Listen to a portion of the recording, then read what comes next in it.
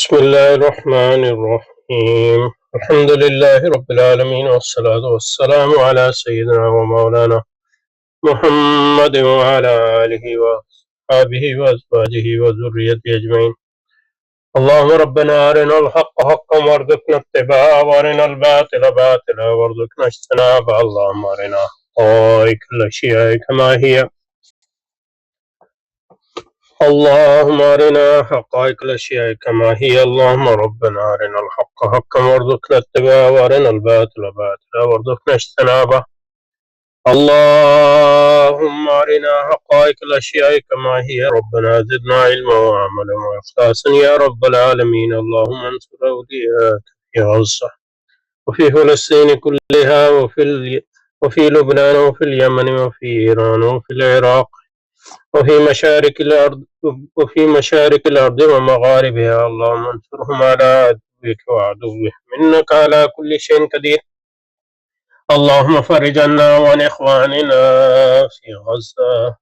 اللهم فرج عنا وعن إخواننا في غزة وفي فلسطين كلها وفي لبنان وفي اليمن وفي مشارق الأرض ومغاربها. اللهم انصرهم على عدوك وعدوهم إنك على كل شيء قدير.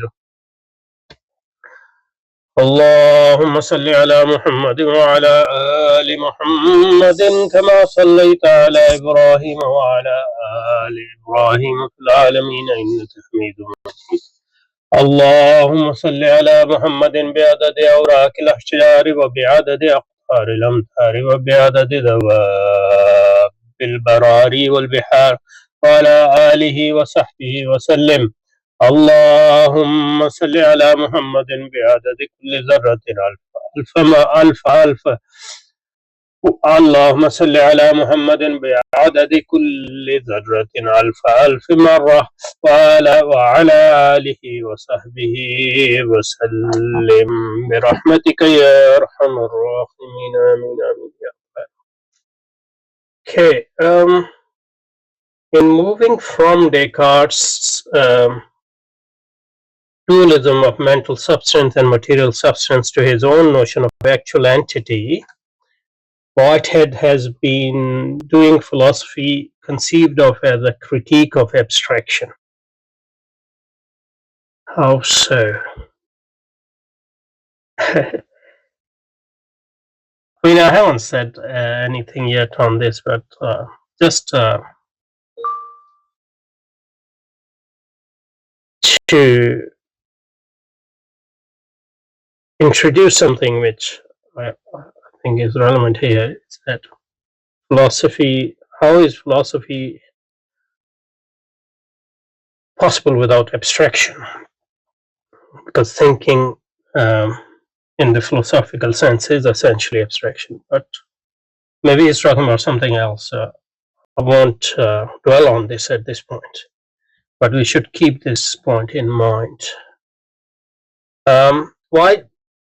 Whitehead has been doing philosophy conceived as a critique of abstraction. He holds that both mind and matter are abstraction from the concrete reality.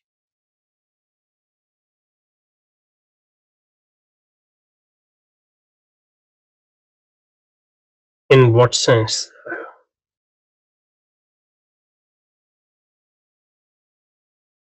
I'm not sure we need to dwell too much on this at this point, but I'll just say this. Abstraction. So mind and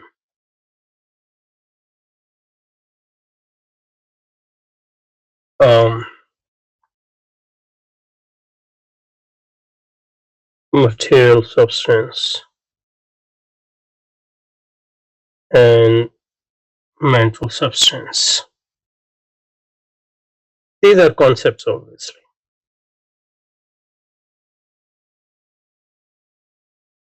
And then you say if they apply to anything in this world.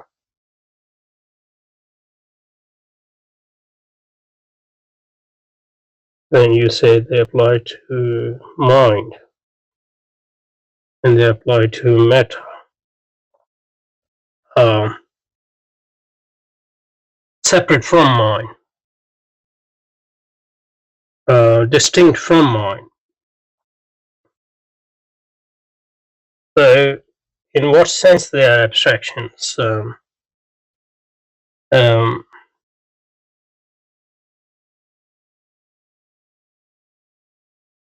are they abstraction in the sense that we don't have anything corresponding to the concept of mental substance, which exists apart from material substance? Um, so if you are saying that, for example, you can say because we don't know anything about if there is any pure mind separate from. So in the case of mind, you can say probably that that's in some sense it's an abstraction because in this sense there's no referent of mental substance which we can find existing on its own separate from matter. I don't know whether for him God is a mental substance or not. I'm not sure about that.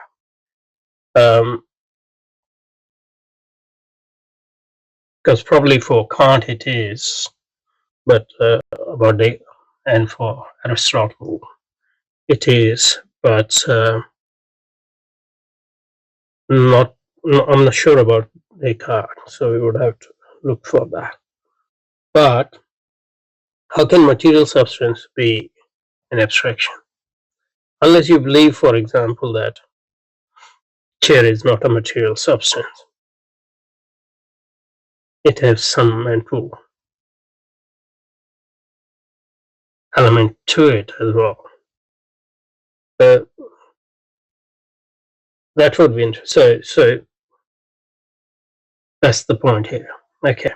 So material substance in mind can be abstraction only if you are a monist. You believe that there is only one substance, like Hegel, for example,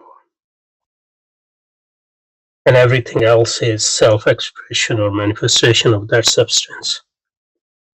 Or you don't have to be Hegel. You can be Spinoza, other monist. Yeah, and probably he is. So that's what he's saying. And obviously, another monist is Leibniz, and both Leibniz and Spinoza are anyway. And we should also remember that, strictly speaking,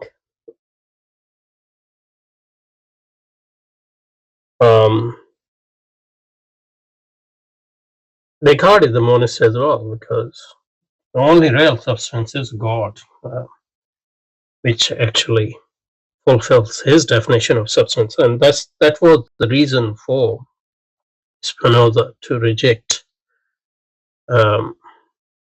strict Cartesian dualism.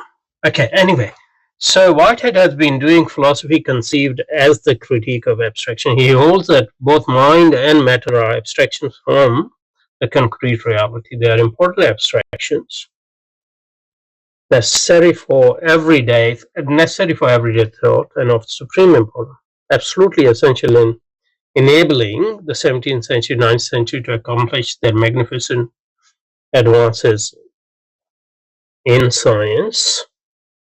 This seems this doesn't make any sense to me, and I'm not sure whether he's describing Whitehead's opinion faithfully. But how does abstractions?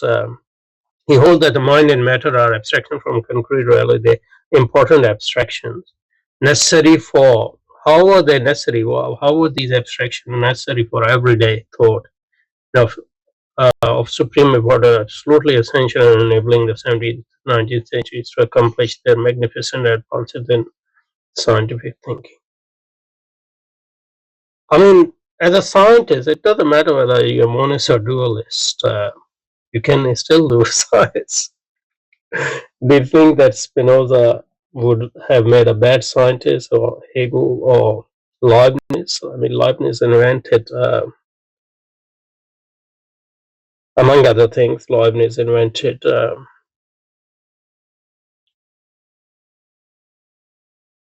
calculus. But probably you're thinking that if you don't have a dualistic notion of the world, you won't have a scientific culture or worldview where matter is lifeless, thoughtless element which you need to dominate or capture. So that can be an angle. Maybe that's what he's thinking. Something similar to what Lynn White has claimed. But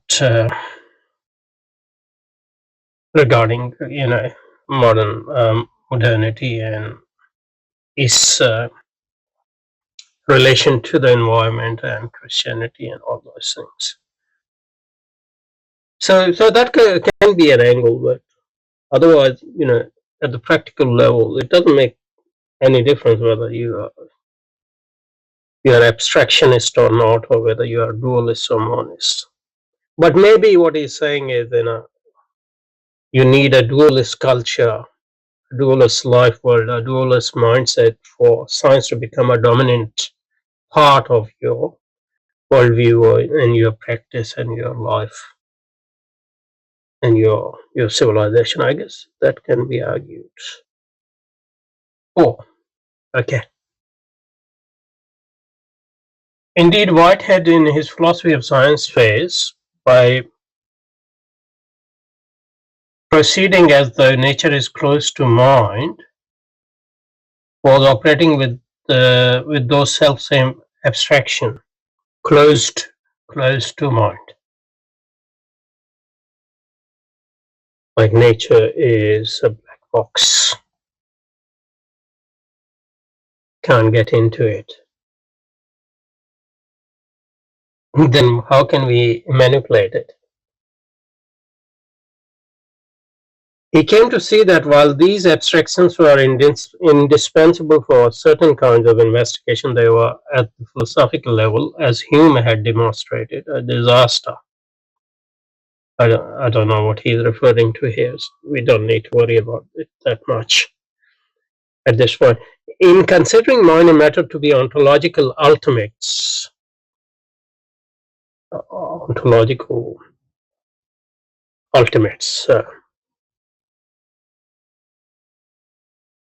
Descartes, as I keep saying, I mean, you can argue that he brought in God just as an afterthought, but strictly speaking, only God is substance for Descartes. So how can there be ontological ultimates, mind and matter? But given that, okay, so Descartes had committed what Whitehead termed the fallacy of misplaced concreteness. The category of an actual occasion designates the fully real, the fully concrete, the actual occasion. So, fully real, fully concrete. How can we say that? Because actual occasions can be abstract too. I mean, we are never fully able to comprehend any actual event. We always abstract. So it's hard to, maybe at the level of body or at the level of action, we might, especially the thoughtless action, or the action where our relationship with the world is at the implicit level, there might not be any abstraction, but at the level of mental, it's hard to avoid abstraction in total, I think. Even actual occasion or actual occasion would be abstraction as well. You might be able to argue that it's not that level of abstraction as mind and matter, but what are you saying? You're saying chair is an abstraction, or chair is not matter, or material substance, or material entity. The challenge, for example, I mean, about mind, as I said, we can say that we haven't seen a mind in isolation from other things. So related to mind, you can say that those things are abstractions, but about material things, unless you think that the form of chair as we conceive it is mental. That's why chair is an abstraction. In fact, that abstraction from how it would exist in nature, apart from our conception of it or our perception of it. Anyway, the challenge for such an orientation, the challenge that process and reality is designed to meet, is to describe actual occasions so that it is intelligible. How? Yeah, precisely. Because when you describe it, you are going to commit abstractions. I think that maybe we should hear the concept of the level of abstraction, the first degree abstraction, second degree abstraction. I think Nietzsche talks about it, for example. That might be relevant. Is to describe actual occasions so that it is intelligible. How collections of actual occasions termed nexus or societies emerge, exhibiting the characteristics we will find associated with mind and material structures. Perhaps more significantly, if this challenge is met.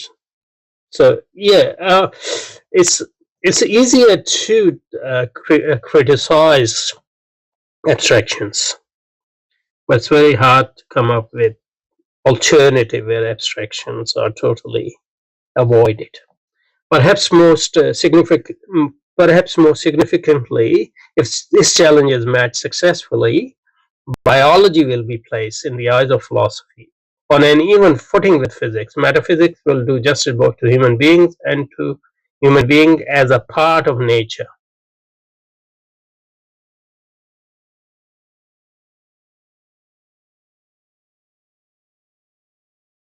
I don't know what's the difference, human being and human being as part of nature. I mean, they are part of nature, but they are a bit different from other entities in nature in the sense that they can distance themselves from nature and abstract from it and dominate it or have different types of relations with it. So, and such vexing, and to human being as a part of, and such vexing contemporary problems areas, animal rights and environmental ethics will appear in a new light. Would they?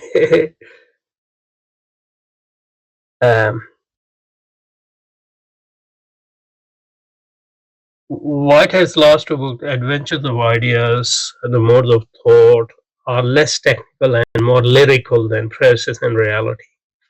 Adventure of Ideas is clearly the most significant of these two. It presents a philosophical study of the notion of civilization. How much is left?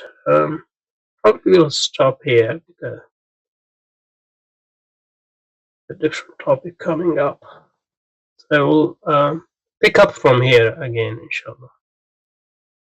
سبحانك اللهم وبحمدك نشهد أن لا إله إلا أنت نستغفرك ونتوب إليك اللهم صل على محمد وعلى آل محمد كما صليت على إبراهيم وعلى آل إبراهيم إنك حميد مجيد اللهم صل على محمد وعلى آل محمد عدد ما هبت الرياح وعدد ما تحركت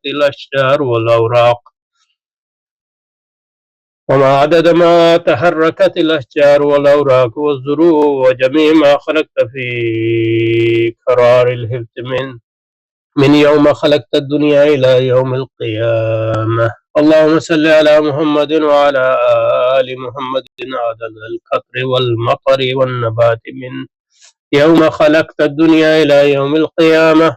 اللهم صل على محمد وعلى آل محمد عدد النجوم في السماء من يوم خلقت الدنيا إلى يوم القيامة. اللهم صل على محمد وعلى آل محمد عدد ما خلقت في بحارك السبعة مما لا يعلم علمه إلا أنت وما أنت خالقه إلى يوم القيامة. اللهم صل على محمد وعلى آل محمد عدد الرمل والحسى في مشارق الأرض ومغاربها. آمين آمين يا رب العالمين. اللهم أعطنا إيمانا ويقينا ليس بعده كفر ورحمة ننال بها شرف كرامتك في الدنيا والآخرة. اللهم إنا نسألك الفوز في القضاء ونزل الشهداء وعيش السعداء والنصر على الأعداء. اللهم إنا ننزل بك حاجتنا فإن كسر رأينا وضعف عملنا افتكرنا إلى رحمتك فنسألك يا كادي الأمور ويا شافي الصدور كما تجير من في البحور أن تجيرنا من عذاب السعير ومن دعوة الصبور ومن فترة القبور وما قصر عنه رأينا ولم تبلغه نياتنا ولم تبلغه مسألتنا من خير وعدته أحدا من خلقك أو خير أنت مؤتيه أحدا من خلقك أو خير أنت مؤتي أحدا من عبادك فإنا نرغب إليك فيه ونسألك برحمتك يا رب العالمين.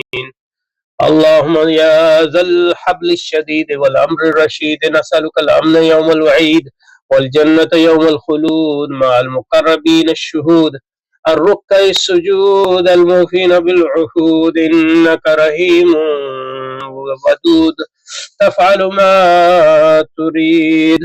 اللهم اجعلنا هادين مهتدين غير ضالين ولا مضلين سلما لأوليائك وعدوا لأعدائك نحب بحبك من أحبك ونعادي بعداوتك من خالفك. اللهم هذا الدعاء وعليك الإجابة وهذا الجهد وعليك التكلان. وصل وسلم على محمد عبدك ورسولك ونبيك وعلى آله وصحبه وأزواجه وذريته أجمعين برحمتك يا أرحم الراحمين. آمين آمين آمين. سبحانك اللهم وبحمدك نشهد أن لا إله إلا أنت نستغفرك ونتوب إليك. أشهد أن لا إله إلا الله وحده لا شريك له وأشهد أن محمدا عبده ورسوله برحمتك يا أرحم الراحمين. آمين.